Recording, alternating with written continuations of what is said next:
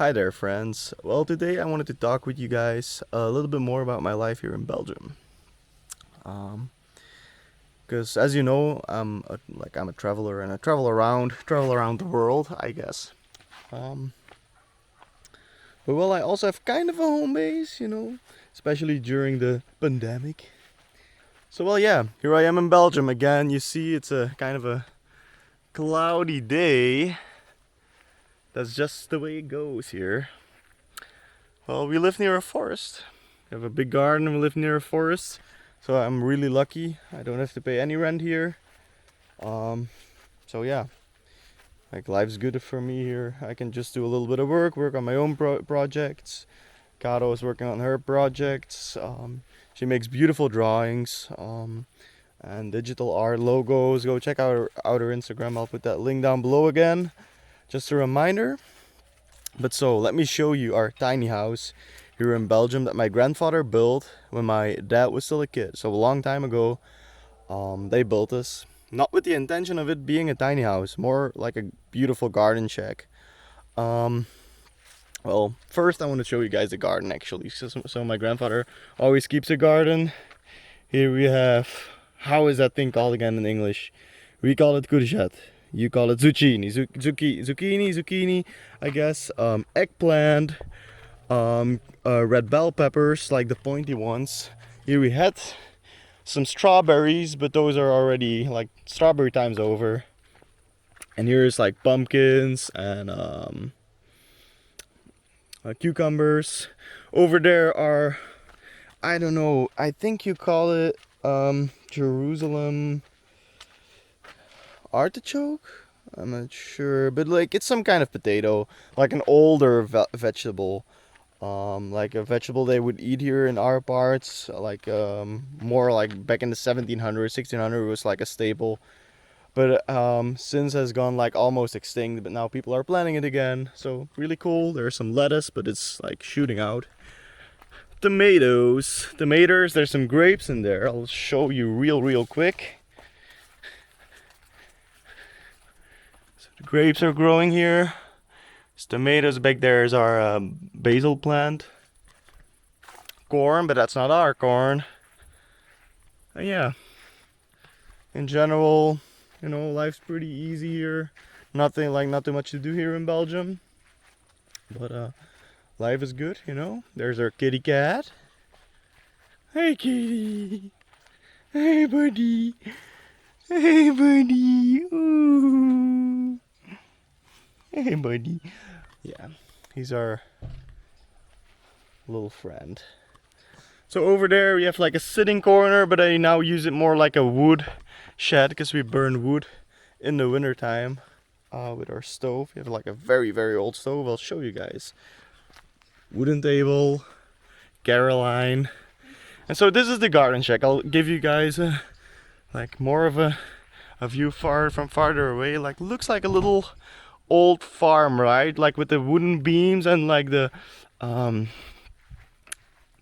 like it looks like the clay house a little bit, but it's actually just whitened cement and then like with a little tool made it a little bit like this.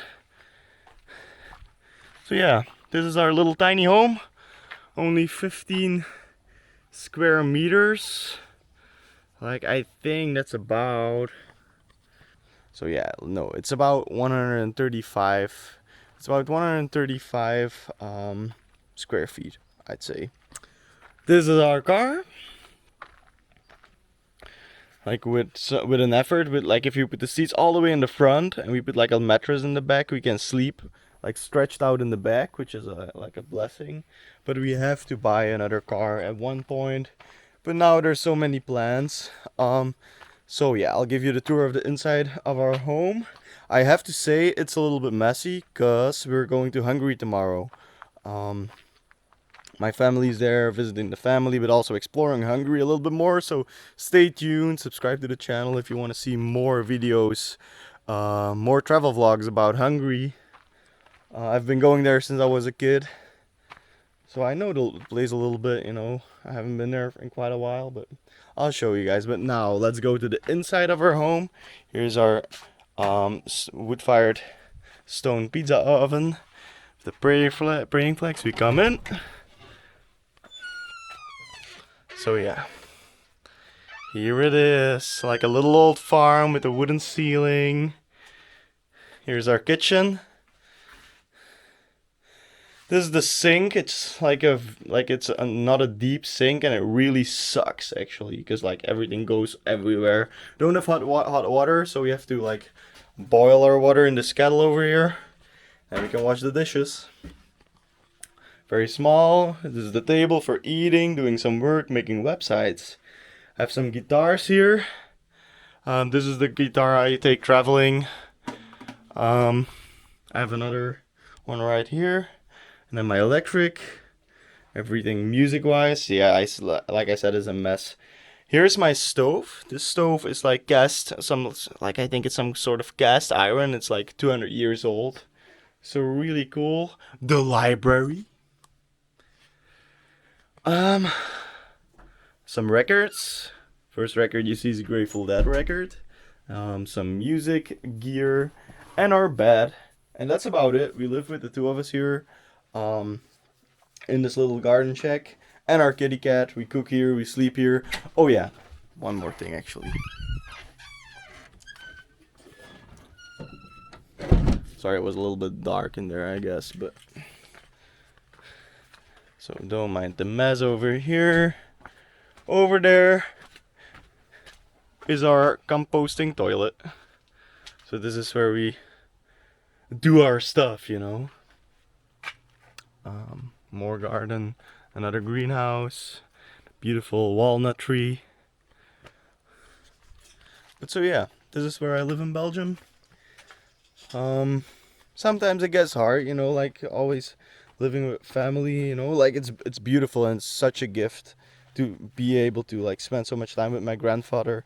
My grandmother has dementia, and so like it's like she doesn't understand a lot anymore. And so my grandfather has to take care of her, so now I'm here so I can help them a little bit with whatever they need. When I'm at home at least.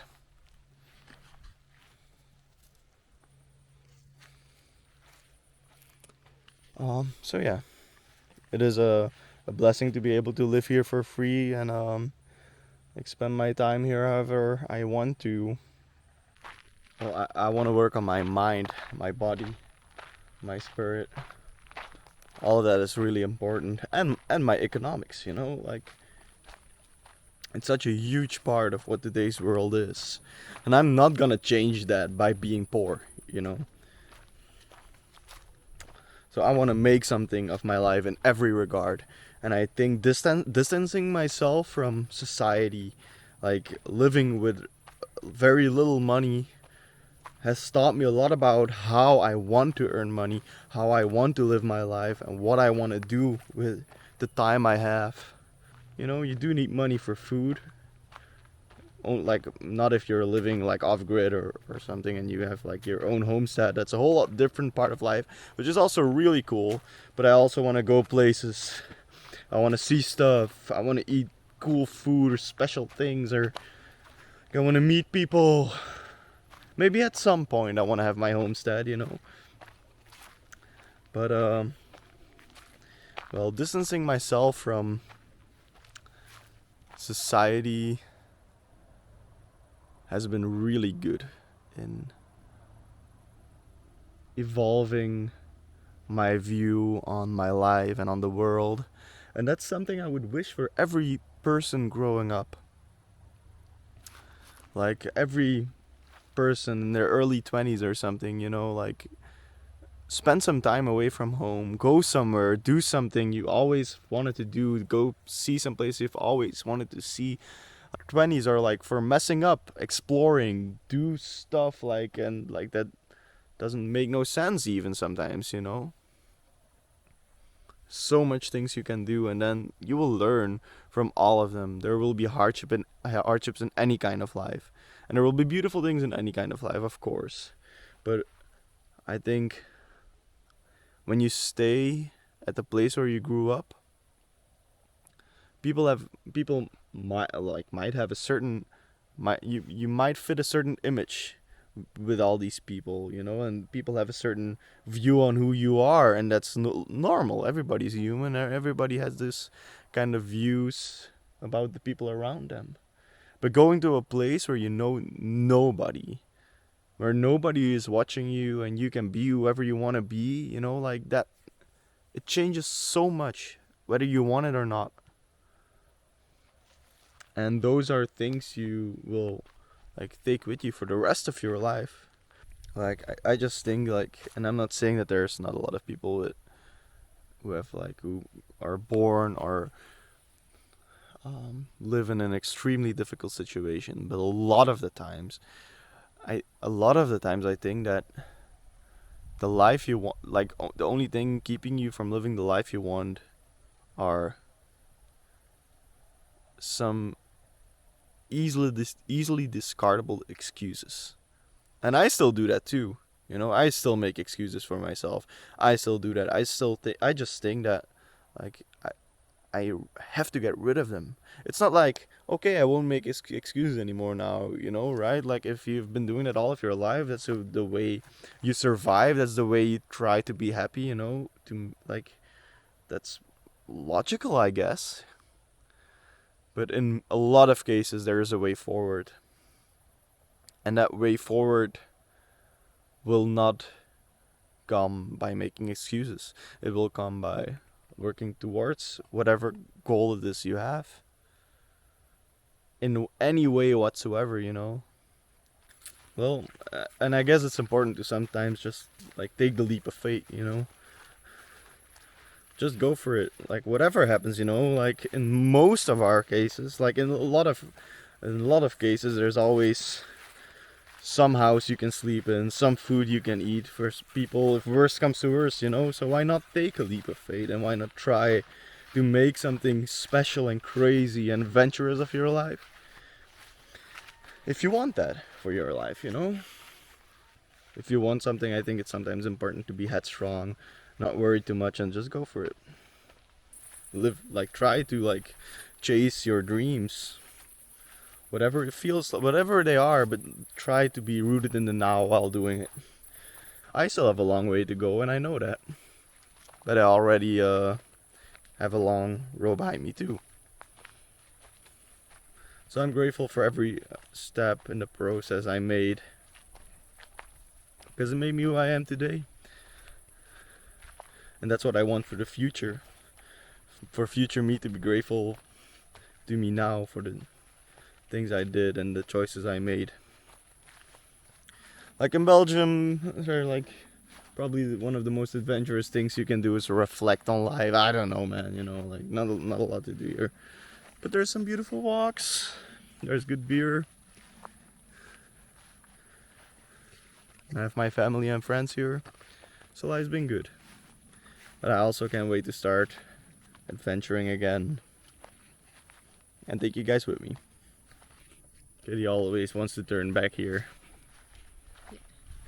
Hey, Kitty. Scared to be snatched by some bird of prey. Yeah. Whoever the predator is. Good. Kitty wants to turn back. Kitty, don't go.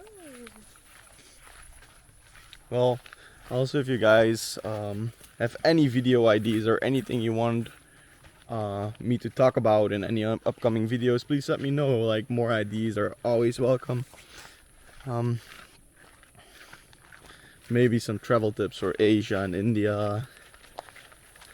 Did you But tell also, them you're going to Hungary? yeah, I did. Okay. But also maybe like a little bit about like my travels through my own mindset. Kitty, what do you want to see on YouTube? You just want to see little mice play and and forest adventures? I guess. I guess. And just Also, I was traveling for years before I finally decided to like, fuck it, I'm gonna show my face on YouTube and like talk about myself, about my thoughts, and let my fears about being seen and whatever it is, just go, man, and like try to become a better and stronger version of myself. So yeah, that took me a while, you know. I was always kind of against it. Like, you know, money was just like, oh fuck money, you know, like all that stuff, like just like thoughts of a like teenager, I guess. Like how I was as a teenager, at least, you know. But well, it took me some time. Like it took me a lot of effort to become who I am today, and it will take me probably even more effort to go on and to like become stronger even, you know. But well, I will definitely try to share that with you.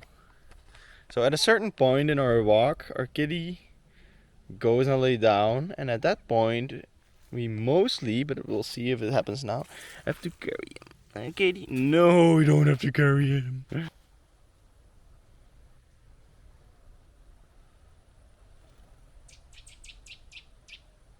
Like it would be wonderful to at some point be able to make a living out of my life. That would be really cool, you know, just making videos. But like I still try to like build up like my own skills, and like I'm not putting all my money in one thing. Except for music, I just really want to be able to play music and improvise with people at some point. But we'll see. Like I will work every day till I get there, till I get to that goal. So, anyways, if you want to support our journey, um, through life, you know, now we're going to Hungary. We'll be going to the American continent soon. If you want to support our journey, just hit the subscribe button, hit the like button. Just following the channel like makes a huge difference. So yeah, see you in the next video.